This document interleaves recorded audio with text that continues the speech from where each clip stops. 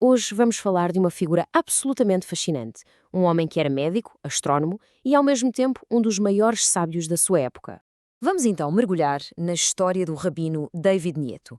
Ele foi uma figura central na comunidade sefardita de Londres já no século XVIII e a sua vida, na verdade, conta-nos a história de todo um povo, uma história de exílio, mas também de um incrível renascimento intelectual.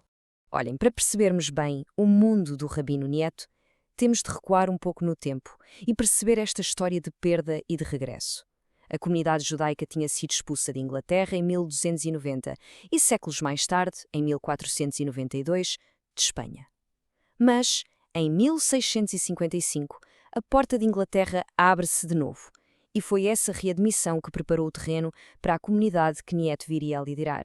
E o que é que levou a este regresso? Bem, foi uma mistura de busca por segurança e, claro, por novas oportunidades. Depois de encontrarem refúgio em Amsterdão, muitos judeus, incluindo muitos descendentes de portugueses, viram em Inglaterra um novo lar. Liderados por figuras como o Menachem Ben Israel, acabaram por fundar em Londres a próspera comunidade Spanish and Portuguese. E há aqui um detalhe cultural que é fascinante e que distingue esta comunidade das outras. A língua deles não era o ladino, que era comum noutras diásporas sefarditas. Não. Eles falavam o espanhol formal, o espanhol de Cervantes. E esta escolha não foi por acaso. Mostrava o estatuto educado que tinham e uma ligação muito profunda às suas raízes culturais ibéricas. Ok, agora que temos o contexto em Inglaterra, a nossa história dá um salto e vamos até Itália.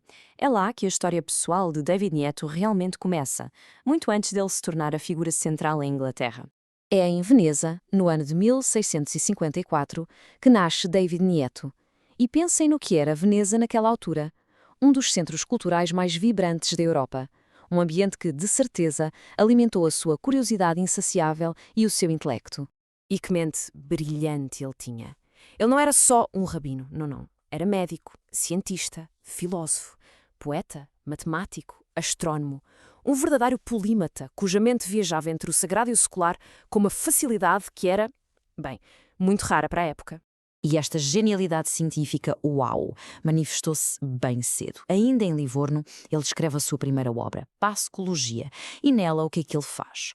Usa os seus conhecimentos de astronomia para apontar os erros de cálculo no calendário romano que se tinham acumulado desde o Concílio de Niceia.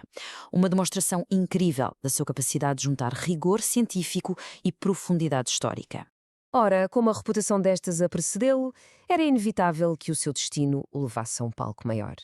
E o seu papel mais influente estava mesmo a começar. E esse momento chega em 1702. É um ano-chave. David Nieto é nomeado Jajam, ou seja, o rabino-chefe da comunidade espanhola e portuguesa de Londres. A partir daqui, inicia-se um período de liderança que vai deixar uma marca para sempre.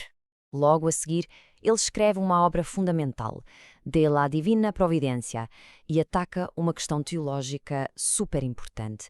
Naquela altura, havia quem visse Deus como um relojoeiro distante que criou o mundo e depois o abandonou.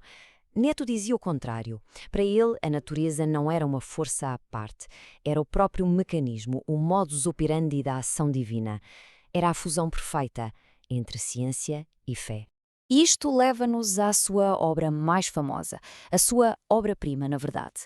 Uma defesa brilhante e apaixonada da tradição judaica contra as novas correntes de ceticismo que estavam a surgir. Falamos do Matedan, publicado em 1714. E olhem que o impacto foi tal que ficou conhecido como o Segundo Kuzari, uma referência a uma obra clássica da filosofia judaica.